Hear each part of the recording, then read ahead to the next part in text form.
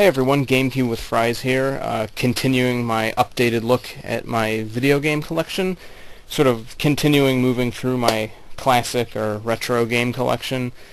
This time I'm going to be going through my Super Nintendo collection, a little bit bigger than my NES collection, but not by a whole lot. So, starting off with another Batman game, Batman Returns. This is actually a really good beat-em-up. It was developed by Konami, and Konami's SNES lineup is really good from what I've played. And this is a really solid beat-em-up because it doesn't really drag on like a lot of other beat-em-ups at the time did, like something like Final Fight where it just goes on and on. You're just constantly fighting these repetitive waves of enemies. And this one, it is a bit repetitive, but it's short. It's not long. It'll take you maybe a half an hour or so to beat the whole thing. And it mixes it up a little bit, because it'll switch between these like normal beat-em-up type levels where you're moving freely around wailing on enemies. Then it'll go to a weird kind of like side-scrolling Altered Beast perspective where you're like throwing projectiles at enemies, and you have to like rely a little more on dodging and learning the enemy's attack patterns. And there's also a driving level in there. It just feels a bit more varied than a lot of other beat-em-ups from the era, and I really enjoy it because of that. Another really good Konami game on the Super Nintendo, Super Castlevania 4. This is one of my favorite Castlevania games. The level design is just really good. The mechanics feel a lot smoother and more fluid. The items kind of take a back seat in this one. Like, the items don't feel as useful as they did in some of the other old Castlevanias, but the game itself just it has a really nice feel to it. The levels are really nice. Some of the boss fights, like, not all of the boss fights are great. Some of them are a lot of them actually are a bit on the easy side, but the levels are very challenging and very enjoyable without really getting to the point of frustration that, you know, something like Castlevania 1 or especially Castlevania 3 did. This is one of the better Castlevania games. Unfortunately, it has gone up in price a lot. I got this a really long time ago for like $12. I think it's like $40 now. But this is definitely worth picking up. You know, if you don't want to blow a ton of money on a cartridge, it's on the Wii U Virtual Console, I think. Definitely worth picking up there. Darius Twin, a side-scrolling shooter from Taito. And this is pretty good. It's a bit plain. It's a bit simplistic, but at the same time it's really fun. It's just fun to occasionally pop it in and play. The co-op is really well done. I like in this one, it just feels, I don't know, it feels a lot more laid back than the other Darius games where, you know, you'll die and you'll get set back a little bit and you'll lose all your power-ups. This one feels a lot more, even though the other Darius games are arcade games and this one isn't, this feels a lot more arcadey. Like, you die, you immediately pick up where you left off, but at the same time you don't have any continues, so it's not just completely, you know, easy to breeze through. There is challenge to be had here. But this is just kind of fun to pop in every once in a while, especially, you know, if you're in the mood for something co-op. The co-op in this game is really fun, even if you kind of have to fight for power-ups sometimes. The game only gives you, it doesn't adjust the amount of power-ups you get depending on which mode you're playing, which kind of stinks, but whatever. Donkey Kong Country, wonderful platformer. Very challenging, very well thought out level design, and some really entertaining bosses. The music is fantastic. Just the overall art direction is really nice. This is definitely one of the best games on the Super Nintendo and one of the best platformers I've played. This comes highly recommended. This used to be on the Wii Virtual Console, but of course that's down now, and even before it went down it was delisted for some reason. But I don't know, if you can find a copy for a decent price, definitely pick this up. This is one of the reasons to have a Super Nintendo. As well as this, Donkey Kong Country 2 Diddy's Conquest. This is my favorite Donkey Kong Country game in terms of just music, art direction. It does go a bit crazy with the difficulty level. It's a lot harder than the first one, almost to a fault sometimes. Some of the later levels get pretty ridiculous, but it's really fun. You know, a lot of the levels do feel kind of long-winded and overly difficult, but it's incredibly satisfying to overcome them when you finally hit a save point after, you know, marathoning like 4 or 5 stages, not knowing whether or not you're going to make it past all of them without having to replay them. This is probably my favorite game on the Super Nintendo, next to Super Castlevania 4, and definitely one of my favorite platforming games of all time.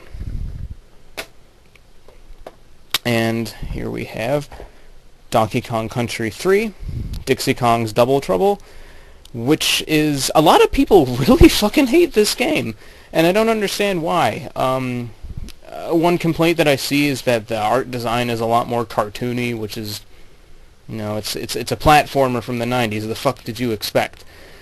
But...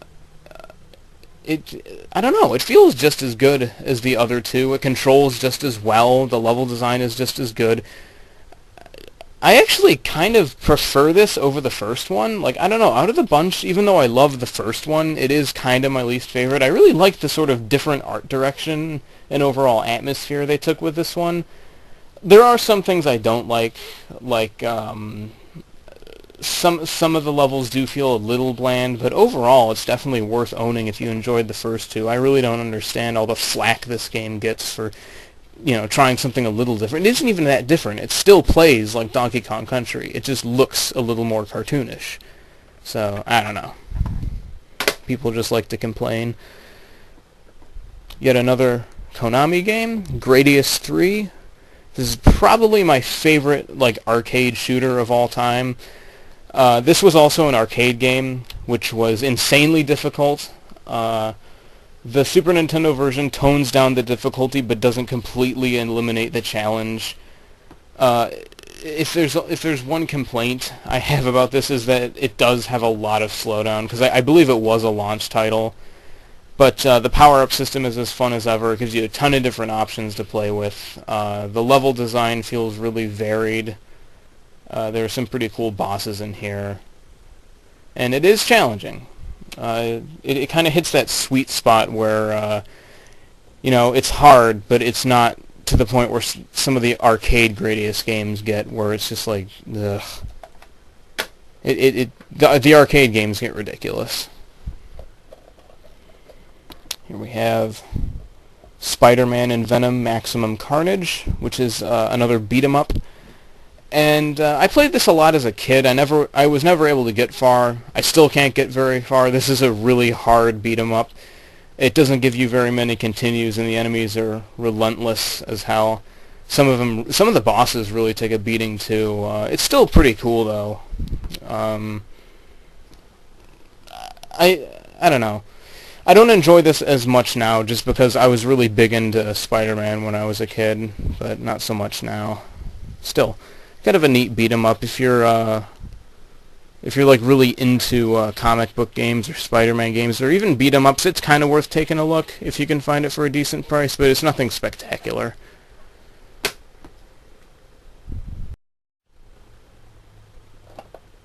And here we have the original Star Fox. The series has really come a long way since this one. This was an on-rails 3D shooter. You know, you used the Super FX chip to sort of, like, it had all these, like, polygonal spacecraft flying around. It's actually a lot choppier than I remember it being. Like, back when I was a kid, this shit blew my mind.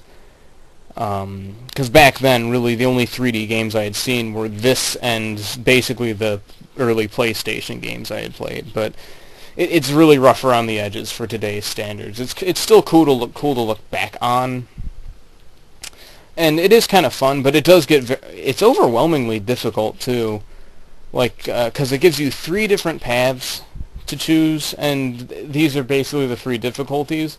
But you go to different stages across all of them. It's not just the same game, but, you know, with more enemies, or, you know, you take fewer hits before you die. It actually does take you across completely different stages. It adds some real replay value to it. You know, again, it's kind of rough around the edges, but if you're into the series, and you've never really played it, and you're kind of curious to see how the series started out, I can definitely recommend you give this a try. I don't think it's that expensive. It's like one of the few major Super Nintendo games that hasn't shot up in price over the past few years.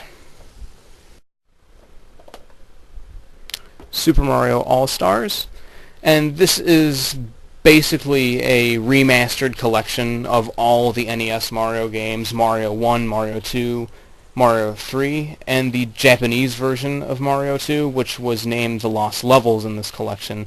And this is absolutely terrific. Mario 3 alone is one of my favorite games in the series. I also really enjoy 1 and 2.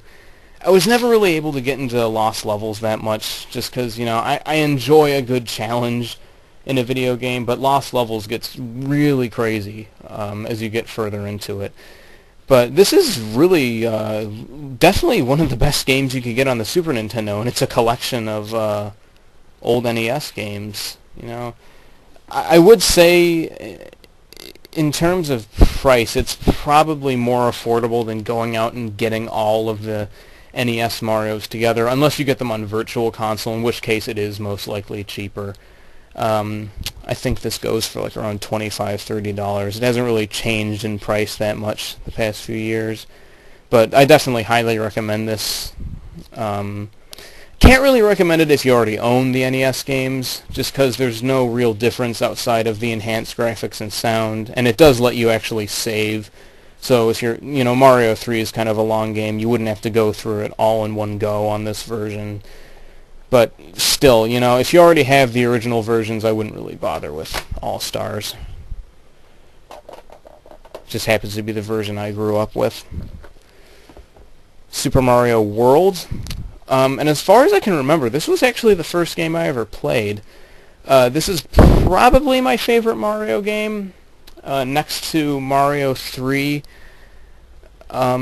It's just very well done. The environments don't feel quite as varied as they do in something like Mario 3, but everything feels very interconnected and tightly woven for a Mario game. You know, you have this overworld that leads into smaller overworlds, and there's a lot of connected warp points like the Star Zone and all that. It felt like more of a whole game than some of the other older Marios, and the level design was really fun, just really terrific stuff. One of the better Mario games, and actually pretty affordable. This game stayed cheap, which actually surprises me, considering how expensive a lot of the other, you know, classic Super Nintendo games have gotten. Super Mario Kart. This is kind of an interesting sort of curiosity piece. Like if you're into Mario Kart and you're curious to see how the series started, this is really interesting to play. This was the first one I played way back when, but it's a bit rough around the edges compared to, you know, something like Mario Kart 8. I definitely would not recommend this over, you know, any of the newer ones, but you know, if you're curious, I guess take a look. I'm not like a huge fan of it, but it is cool to kind of pop in every once in a while and just sort of take a look to see how far the series has come. The handling is kind of wobbly, and the track design isn't really all that great, but it's still cool to look back and you know, see where the series had its roots. Really interesting stuff. Supernova, which is actually kind of a sequel to Darius Twin.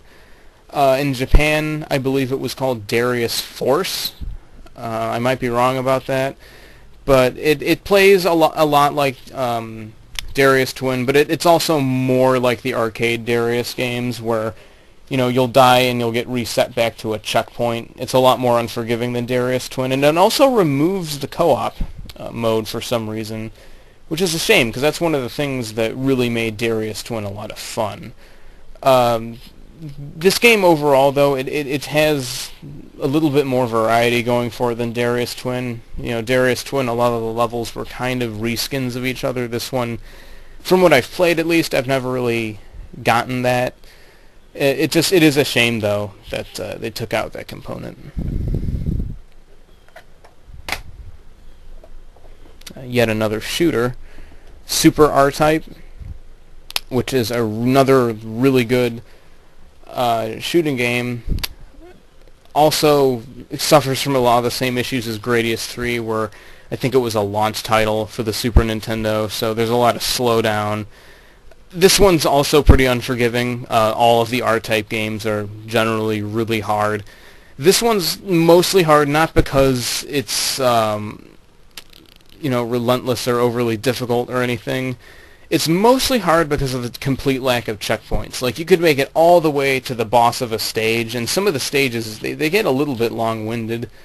You could make it all the way to the boss, but then if you die, you start all the way back at the beginning. Granted, you do keep your power-ups, which is interesting, because that's something that a lot of other shooters from the time didn't do. They would start you from a checkpoint, but you lose all your power-ups. So it's kind of an interesting spin on what was the established formula for this kind of game, and it is a lot of fun to play.